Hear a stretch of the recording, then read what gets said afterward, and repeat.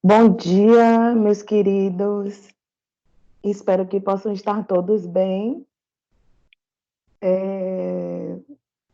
Estou passando aqui para a gente falar um pouquinho sobre restaurações diretas e indiretas. Hoje eu sei que vocês estão em semana de prova e resolvi gravar esse vídeo para que nós possamos estar um pouco mais próximos, né?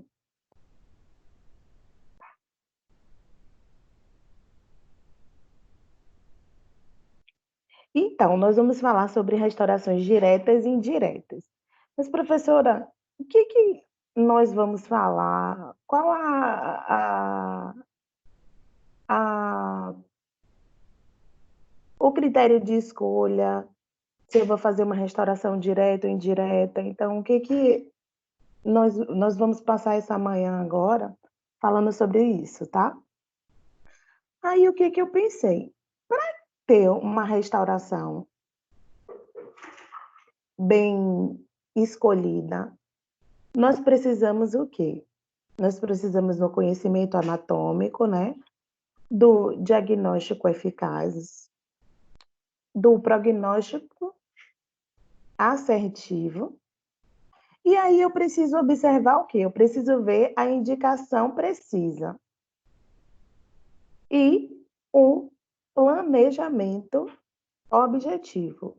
O que eu vou fazer nesse paciente? O que eu vou fazer de melhor para esse meu paciente? E aí eu vou observar o quê? As necessidades estéticas e as necessidades funcionais. Isso é o critério principal para que nós possamos ter uma restauração bem-sucedida, ou sendo direta ou indireta, dependendo do nosso critério de escolha. Aí, o que é que nós precisamos observar? Precisamos ver a análise facial, a análise do sorriso, a análise estética e o que, gente? Precisamos observar a possibilidade. Então, vendo todas essas questões, o que nós precisamos ter de acordo, tá? Precisamos ver a simetria vertical, a linha do sorriso e o alinhamento horizontal. O que eu vejo? Nessa imagem, eu percebo que essa paciente tem um rosto mais oval. E esse paciente, ele tem o quê? O rosto, ele é mais quadrado. E esse é em forma de triângulo. Tá todo mundo observando comigo? Então, eu tenho esses três tipos de face. Quando eu tenho um sorriso oval, eu tenho que observar o quê? O contorno arredondado dos ângulos da borda incisal, dos incisivos. Não tem lóbulos. Vocês conseguem ver comigo que fica em forma de barril nesse rosto oval. Aí eu tenho esse paciente que tem o quê? Ele tem o formato do rosto, é um masculino e ele é mais quadrado. É um contorno reto. Vamos lá para o incisivo. É um contorno reto, com os lóbulos e os ângulos de transição linear e paralelo. Pronto. Então, eu vejo esse outro paciente que chegou para mim com a simetria facial mais triangular. Aí eu tenho que ver o quê? Aí eu vou para os dentes, eu vou para os incisivos. Eu tenho que observar o quê? Que o contorno, ele é reto, com um ângulo de transição linear, ele é oblíquo, ele é linear na região dos lóbulos, ó. E aí, o que mais que eu consigo ver nesse paciente? A inclinação do contorno da distal. Então, eu consigo ver que é mais inclinado na distal. Então, eu vi esses três tipos de face. E aí, o que eu preciso observar? eu preciso observar a linha da gengiva, a largura do sorriso, se eu tenho espaçamento triangular, se a proporção áurea. O que mais que eu preciso observar nesse sorriso? Eu preciso ver a simetria dos dentes, que é a proporção dos dentes, e a totalidade dos dentes.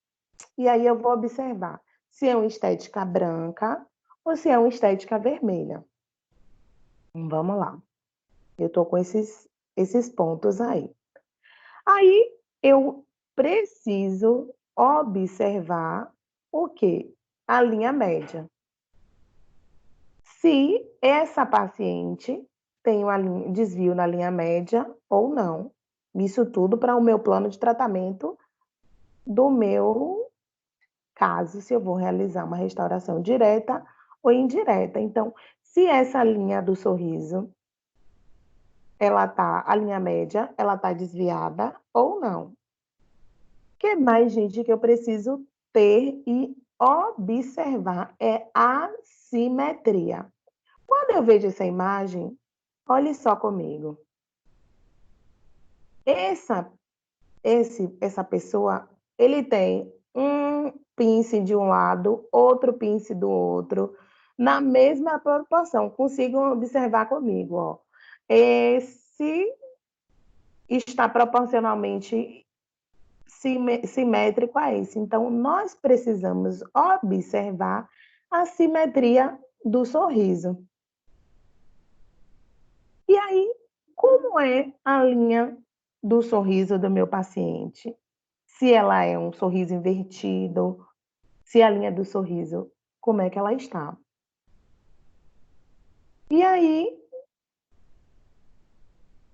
professora, a senhora está me falando, então, para eu fazer o meu planejamento, eu preciso ter essas características todas já planejadas e observadas. Aí, o que mais, gente, que eu preciso observar? Eu preciso observar a forma e o gênero dos dentes. Como assim? Eu preciso ver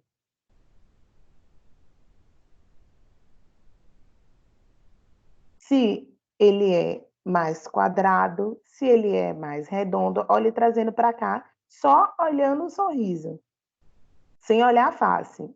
Eu tenho que ver a forma e o gênero. Olha o formato dos incisivos.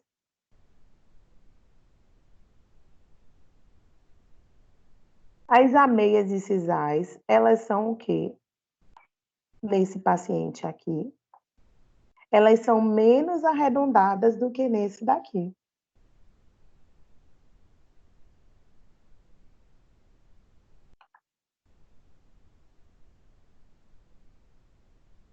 O que mais que é importante no meu plano de tratamento? Eu sei que para a gente fazer uma restauração, nós temos que ver a simetria da face, do sorriso, eu vi os gêneros, tudo bem. Aí o que que eu observo? O incisivo central tem um tamanho, o incisivo lateral tem um tamanho preconizado, né? Sendo que pode ter anomalias, pode ter outras, outras coisas para diferenciar. Aí eu tenho o incisivo central, o lateral e o canino, né? O tamanho de cada dente. Eu tenho a face mesial, a distal, eu preciso observar os sulcos de desenvolvimento e os mamelos. Pronto. Isso para anteriores. Aí eu vou observar se o paciente é jovem, se o paciente é adulto, eu vou observar se é um idoso. E aqui é só eu peço para o paciente ficar em repouso. Fique em repouso, relaxe os músculos, e aí o que que eu observo?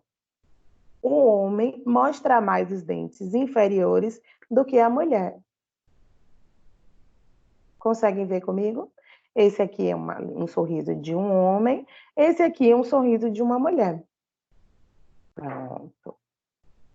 Outra coisa que eu preciso entender e deixar bem claro é o quê? O perfil de emergência. Como é que funciona esse perfil de emergência? Eu tenho o esmalte dentina em polpa, né, eu tenho a coroa do dente, e aqui eu tenho o terço cervical, não é isso? E aí, o que indicar? Qual restauração eu acho melhor? Qual a restauração que é mais indicada? Aí, uma coisa que é importantíssima, nós fazermos o plano de tratamento. Para quê, professora? Isso facilita a determinação e prevenção do tratamento. Reduz o quê? Reduz a omissão do tratamento. Ah, eu deixei de fazer uma coisa e o paciente tinha uma necessidade maior, eu dei prioridade à outra. Outra coisa, ele auxilia na integração dos procedimentos. Então, quando nós na clínica chegamos lá, gente, cadê o planejamento? Cadê o barema? Cadê o planejamento? Gente, planejamento é vida. Isso é para a gente, sabe? Isso, se a gente planejar a nossa vida, as coisas vão conduzindo da melhor forma possível. Então, por isso que nós sempre pedimos para que vamos fazer o planejamento, para facilitar as opções e prevenções do tratamento, tá? Outra coisa que eu vou deixar claro que nós precisamos entender se vamos fazer uma restauração direta ou indireta, temos que ver a higiene bucal, as condições do periodonto e o grau de estresse oclusal. Precisa ver o grau de estresse oclusal, tá? Ponto. Paciente que tem um índice de placa alto, que tem uma condição de saúde bucal precária, nós precisamos primeiro fazer a adequação do meio, para posteriormente, em outro momento, nós pensarmos em colocar uma resina, uma adaptação de uma restauração direta ou indireta, tá? Então, precisamos, primeira coisa, adequar o meio bucal. Outros fatores que nós precisamos considerar é o quê? A atividade da lesão, o tamanho, a forma da lesão. O que mais, gente? Eu preciso ver a estrutura de esmalte e dentina e a localização da lesão, para ver se eu vou fazer direta ou indireta. Aí, alguns requisitos que é importante. Se tem resistência ao desgaste, se tem integridade marginal, se tem radiopacidade, ver o quê? A estabilidade dimensional. Eu tenho que observar se tem uma dificuldade na manipulação, eu tenho que dar um acabamento e ter uma estética satisfatória. Esses pré-requisitos aí. Aí eu vou ver, eu falei da estética satisfatória, né? Aí o que que eu preciso? Ver a adesividade, a economia da estrutura dental sadia, quanto eu tenho de dentina ou de esmalte, então, quanto eu tenho de tecido sadio para adaptação de uma restauração direta ou indireta. O que mais? Eu preciso observar a facilidade de reparo. Outra coisa, a baixa condutibilidade térmica. Eu tenho que ver o quê? A minha contração de polimerização. Outra coisa, eu preciso observar a ausência de vapores de mercúrio, para ver o quê? Se tem uma restauração antiga e de amálgama extensa com infiltração, e eu preciso observar o quê? A ausência de vapores de mercúrio. Se tem, ó, eu tenho uma restauração extensa, com comprometimento já significativo, eu preciso estudar bastante o caso para ver se eu vou fazer uma restauração direta ou indireta. Outra coisa que eu tenho que ver, eu tenho que deixar bem claro para meu paciente a longevidade, o custo, a ingestão de pigmentos e ver se o paciente fuma, tá? Para eu fazer uma restauração direta, eu tenho algumas contraindicações. Então, eu vejo se o paciente tem um alto risco de cárie, eu tenho essas limitações. Se o quê? Se a higiene oral é inadequada, eu tenho que observar os hábitos parafuncionais, o paciente tem algum apertamento, algum bruxismo, alguma parafunção significativa. Outra coisa que eu preciso ver, a impossibilidade do controle de umidade. Então, para eu fazer uma boa restauração, eu preciso estar com o ambiente seco, né? Por isso a indicação da gente fazer o isolamento absoluto, para que essa restauração tenha uma durabilidade maior.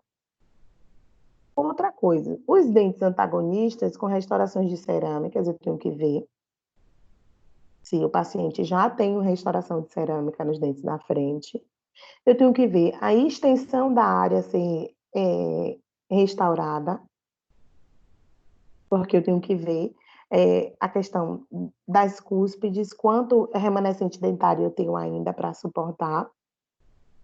Outra coisa, gente, que é uma limitação numa restauração direta, é do envolvimento de uma ou mais cúspides no preparo, tá? Aí vem o caso. É direta ou indireta, professora? Quais são as opções que eu tenho para restaurar? Eu tenho as diretas, que é com material restaurador, com uma resina composta, com um material provisório com ionômero. Eu tenho o material de retenção. Aí, se eu for fazer uma restauração indireta, como é que eu posso fazer essa restauração indireta? Com material de preenchimento intracanal ou coroa. Coroa ou faceta, tá bom? Aí eu vou falar para vocês sobre onlay, inlay, tá? Eu preciso observar para ambas as partes a seleção de cor, tá? Todas as duas eu preciso fazer uma seleção de cor. Aí, o que que eu vou ter que observar? Na seleção de cor, tem a escala Vita. O que que eu preciso observar? As características, a qualidade da iluminação com a luz natural, o grau de umedecimento, se o dente está muito desidratado, tem interferência na cor. E aí eu vou ver qual a técnica de escolha eu vou fazer. Se eu vou fazer uma restauração de resina direta, eu vou colocar a resina no dente e fotopolimerizar para a gente ver a escala de cor. Ou eu vou pegar a escala de cor que tem lá preconizada, de acordo com a resina que eu vou usar, e vou escolher. Então, dependendo da técnica que você vai usar, para a gente ver a seleção de cor. Outra coisa, gente, eu preciso sempre fotografar. Se eu vou fazer uma restauração indireta ou direta, eu sempre gosto de fotografar os casos, tá? Até porque eu coloco a escala, por exemplo, a escala Vita, e aí fotografo do lado e pego um espelhinho e peço para o paciente: o senhor dá uma olhada, a senhora dá uma olhada, você concorda comigo essa cor? Se eu for fazer uma restauração indireta ou até indireta, eu sempre peço a opinião do, do paciente, tá? Eu dou uma que não, eu coloco dois tipos do lado. Eu coloco do lado do dente uma que é uma cor que não é muito parecida, uma que é mais similar e peço para que ele me dê a melhor opção. O que é que o senhor acha? O que é que a senhora acha? E é sempre indicado fotografar os casos, tá? Uma fotografa é um documento, né, judicial, e outra também para ir para o laboratório de prótese. Aí eu escolhi essa cor, ela veio diferente, entendeu? Aí eu tenho algumas limitações nas restaurações diretas ou indiretas. Aí eu falo assim: ah, professora, a senhora falou de onlay e inlay. Então, a onlay, ela envolve várias faces do dente. Então, quando eu falei lá para vocês que nós precisamos ver qual é a extensão da, da, da cárie ou do material que está insatisfatório para que eu possa planejar. Então, se ele envolve todas as cúspides ou só algumas cúspides. Aí eu tenho restauração direta de resina, como eu falei para você. Eu tenho faceta. O que que eu preciso? Eu tenho intracoronais, as inlays, e tenho extracoronais, envolve mais que duas cúspides. Então, eu tenho onlay e eu tenho inlay. Aí, outra coisa que eu preciso observar, eu preciso observar o quê? A onlay, se é extracoronário ou se é intracoronário, que eu posso usar uma prótese adesiva. Deixa eu dizer mais um pouquinho. Aí, eu tenho uma cavidade pequena, que é até 1 a 3 isto. Então, o que que eu falo? Aqui eu tenho uma classe 1, né, envolvendo cicatrículas e fissuras. Aí eu posso fazer uma restauração direta. Se eu tenho uma cavidade média e até 1 a 3 istos, eu posso fazer o quê? Eu tenho uma MOD. Dá para a gente fazer uma restauração direta de resina composta. Dá sim. E agora, o que que eu posso ter? Eu posso ter uma cavidade grande, né? Essa cavidade grande, eu posso fazer uma restauração indireta. Tem uma cavidade extensa, eu posso fazer uma restauração indireta. Eu tenho uma MOD, e aí eu posso fazer uma inlay. Posso, professora? Posso. E aí eu tenho uma cavidade extensa, envolvendo também algumas cúspides. Eu vou fazer uma restauração indireta, uma lei. Pronto. Então, são os tipos de restaurações diretas e indiretas.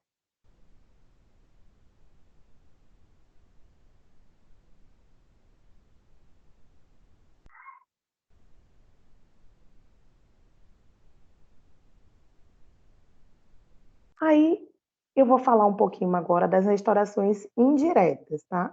Eu vou falar de coroa, inlay,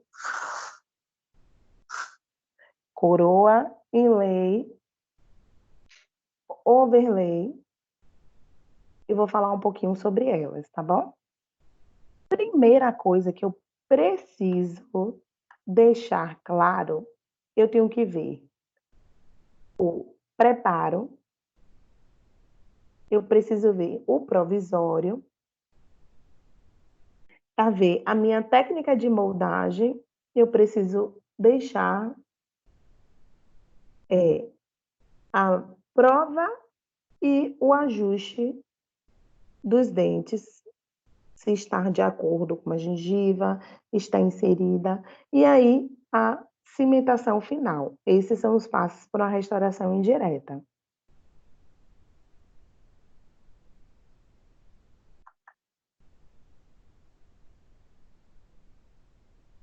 Eu vou observar a melhor proporção do contorno de contato interproximal para ter uma melhor adaptação. Eu preciso observar o quê? A menor contração de polimerização. Eu preciso dar o melhor acabamento e polimento. E o que, gente? Dar o melhor nas condições que nós temos da qualidade da estética, nas restaurações.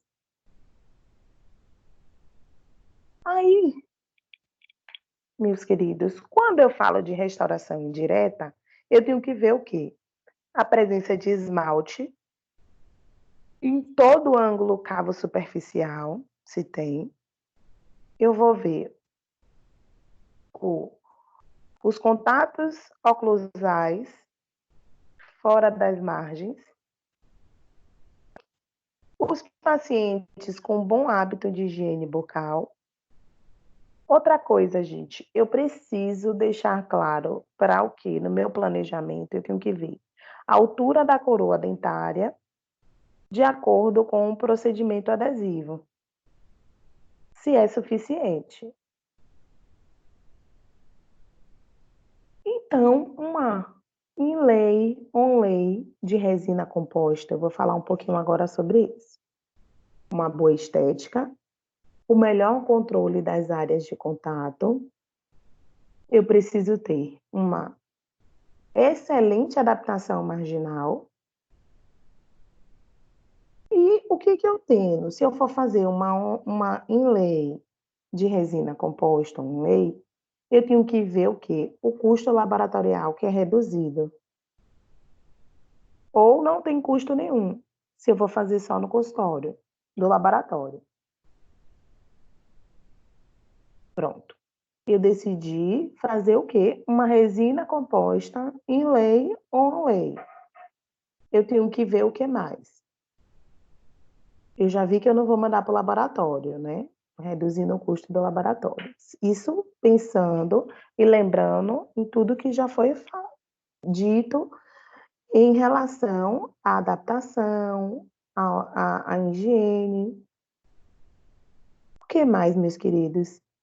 Eu vou ver a fácil remoção no caso da substituição.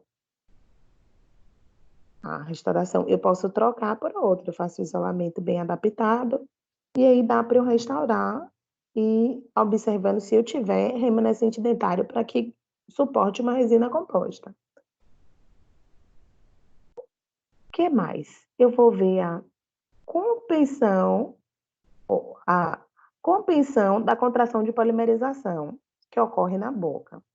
Eu tenho que ver se tem uma carga mastigatória grande, eu preciso ver a oclusão do paciente.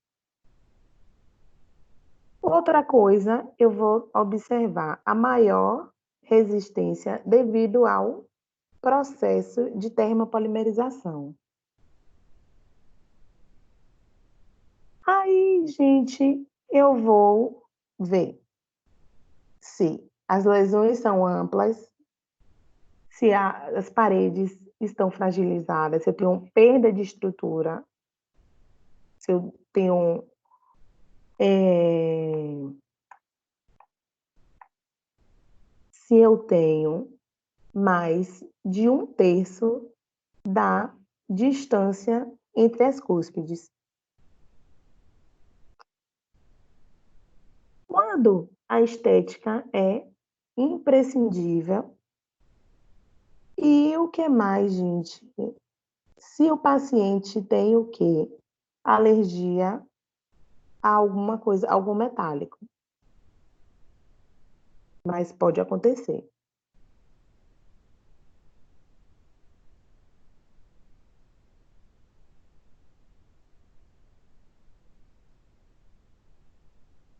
Os pacientes que são portadores de hábitos parafuncionais, ó, paciente tem um bruxismo, paciente tem um apertamento significativo, nós precisamos ter muita cautela para ver qual o material nós vamos colocar nesse paciente. Os dentes antagônicos, ele o quê? Pode, o que que acontece? O menor desgaste cerâmico em relação a uma resina composta. Então, se eu for usar uma cerâmica, se eu optar pelo planejamento de cerâmica, eu vou precisar ter um desgaste um pouco maior.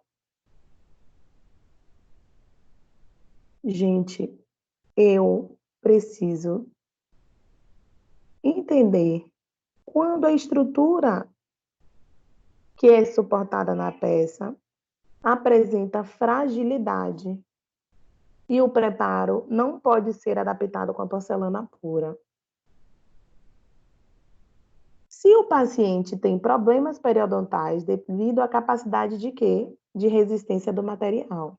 Pode acontecer.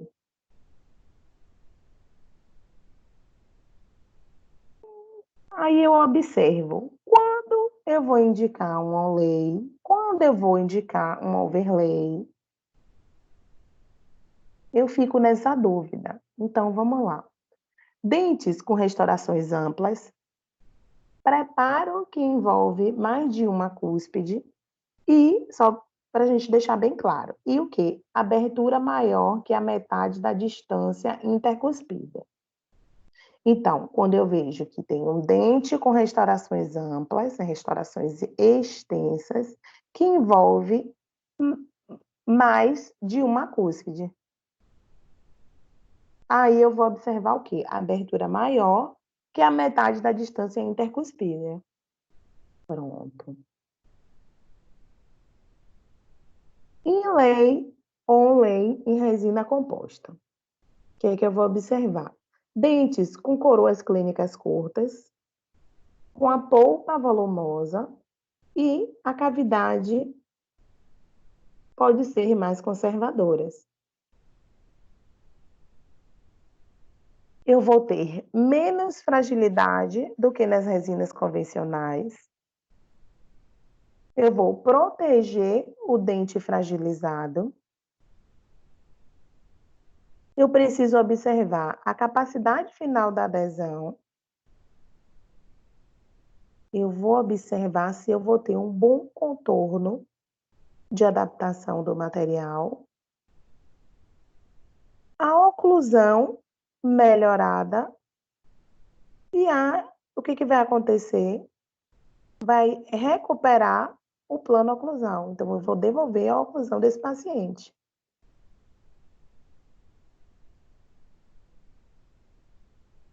É fácil a execução de uma resina composta, uma adaptação. A gente não vai precisar levar para o laboratório, né? Então, eu tenho uma adaptação fácil.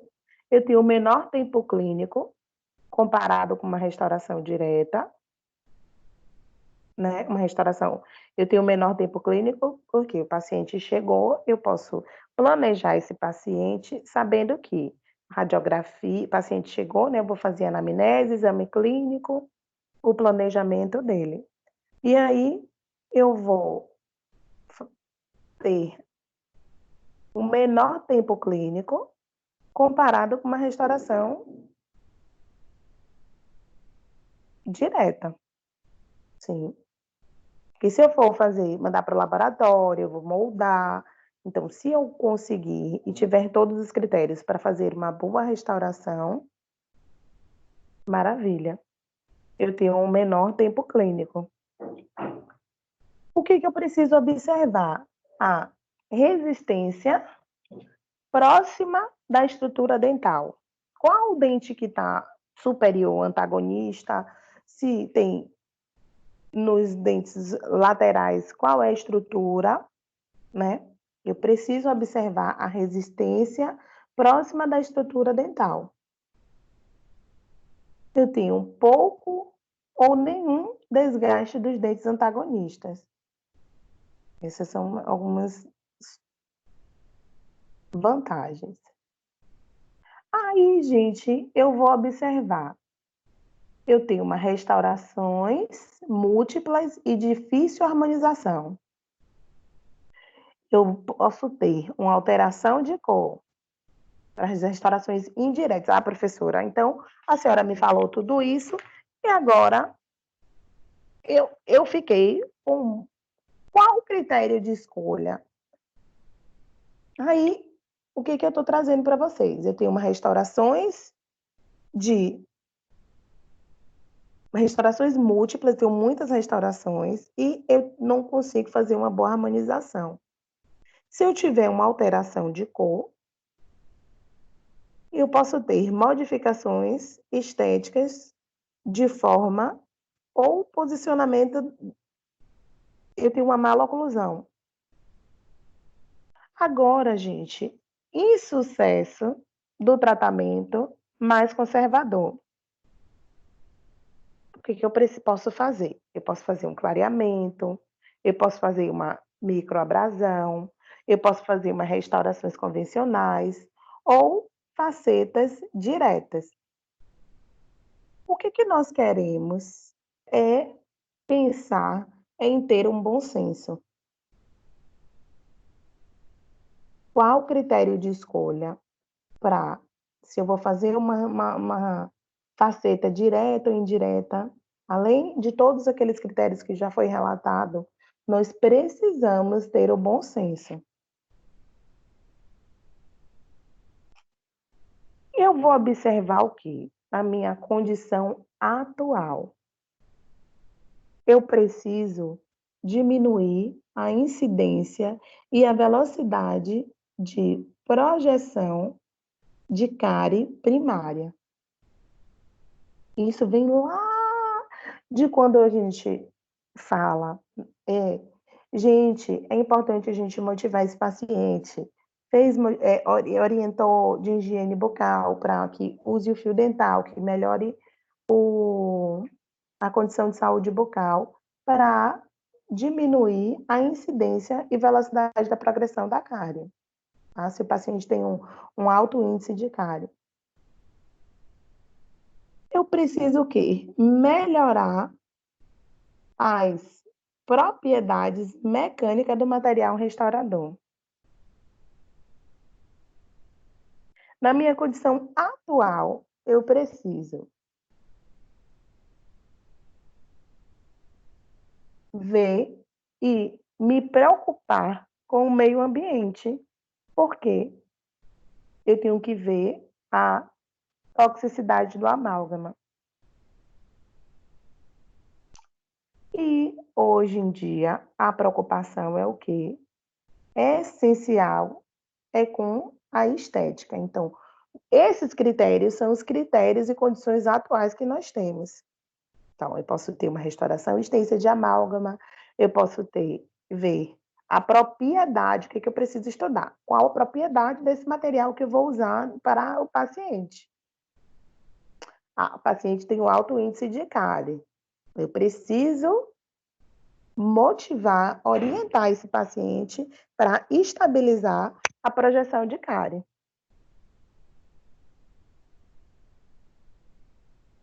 E aí eu vou ver quais são as considerações para eu fazer uma restauração. Eu vou ver o tipo de restauração do dente antagonista. Eu preciso, gente, ver a possibilidade de utilização do dique de borracha, fazer um bom isolamento, como a professora chega lá, já isolou? Fazer um bom isolamento, bem adaptado. O que que eu vou ter para considerar uma restauração? As condições, qual restauração eu vou colocar? Eu vou ver o acesso adequado ao preparo e a inserção do material restaurador. E o que eu preciso considerar é o quê? Eu tenho que ter uma conscientização do profissional e o quê? E o paciente com relação ao custo. Observar o quê? A sensibilidade técnica e a longevidade da restauração. Então, outro dia chegou, eu estava indo dar aula, apareceu uma pessoa na rua e falou assim: "Professora, oi, tudo bem?". Uma paciente há 10 anos atrás, gente, vocês acreditam? Falei: "Olha, senhora", eu não lembrava, não vou mentir para vocês, e falou assim: "Ah, a senhora foi minha dentista há não sei quantos anos atrás". Eu falei: "Ai, tudo bem". Eu falei: "Tá tudo no lugar?". A primeira coisa que eu perguntei. Então, que nós possamos fazer o melhor nas condições que nós temos para nosso paciente. Então, eu vou observar qual a técnica, qual o material e observar todas essas condições para a gente fazer uma boa restauração, ou sendo direta ou indireta. Quais as considerações finais que eu devo observar agora? Eu faço restauração direta, professora? Eu faço indireta? Qual o material que eu vou usar? Qual o critério de avaliação eu vou ter? Então, não se tem um padrão para a confecção de restaurações diretas ou indiretas. A literatura não preconiza um padrão. Você só vai fazer restauração direta, você só vai fazer restauração indireta. Isso cabe ao bom senso do profissional para que nós possamos dirimir o melhor para esse paciente. Eu vou ter o quê? Eu vou observar, gente, os procedimentos minimamente invasivos. Eu vou ter um bom senso para otimizar o desenho do preparo cavitário, quando nós falamos preparo minimamente invasivo.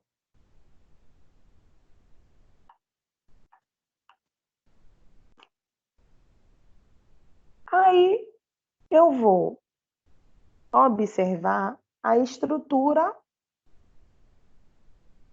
do remanescente, a função tecidual, com ou sem preparo. Se eu tenho um preparo, eu vou precisar fazer um preparo cavitário extenso. Se eu vou, eu busco, eu preconizo, nós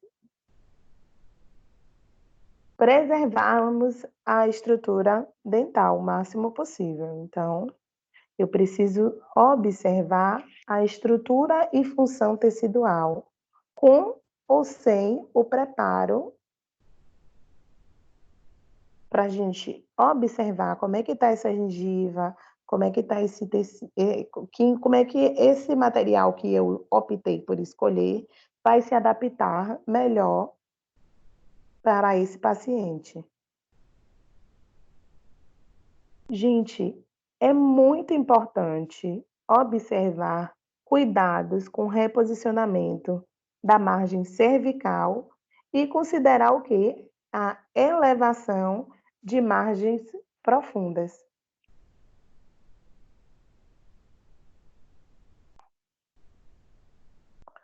Aí tem um casinho aqui.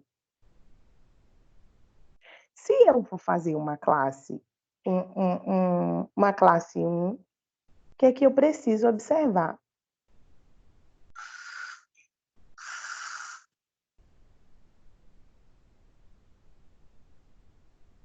Como é a contração de polimerização? Então, eu preciso ver o fator do preparo cavitário. Lembrando só para vocês que se eu for fazer uma restauração, eu tenho que fazer pela técnica, uma restauração direta, pela técnica incremental, e aí eu vou colocar resina, que deve ser ver qual o critério de escolha que eu vou escolher, que eu vou ter, mas eu vou colocar resina de 2 milímetros. Só não a Bookfil, que a literatura preconiza, que é uma resina que é atual, que você pode usar até 4 milímetros de incremento, tá? Mas no nosso caso, que nós usamos na clínica, na pré-clínica, lá na clínica, é a resina que você faz por incremento de 2 milímetros, tá? Pela técnica incremental. Então, só em forma de pirâmide, eu vou colocando e adaptando da melhor forma possível para chegar à oclusão do paciente, tá? Lembrando que o incremento não deve unir a parede oposta. Então,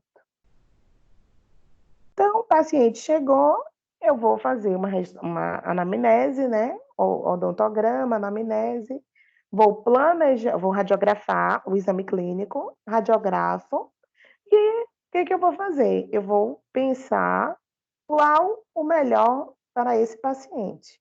Se eu vou fazer uma restauração direta ou indireta. Nesse caso, nós vamos fazer uma restauração direta, tá? Uma restauração insatisfatória de amálgama, com recidiva de cárie. O que foi feito? Foi feita uma proteção pulpar, colocamos hidróxido de cálcio e ionômero de vidro só na parede axial. O paciente já está isolado, né? Todo aquele passo a passo. O que eu preconizo? Após a remoção do material restaurador, o tecido cariado, pego uma pedra pómez e água para fazer a remoção da Smirley. Fiz o ataque ácido e o adesivo convencional. Uma coisa que é muito importante, a adaptação da matriz, tá? Então, como eu vou inserir para que essa adaptação fique melhor para o paciente, para não ficar acumulando alimento, não ter recidiva de cárie, não estar tendo infiltração. Então, eu coloco a matriz bem adaptada, a cunha. Primeira coisa que eu vou fazer, eu vou construir a parede que já estava preparada.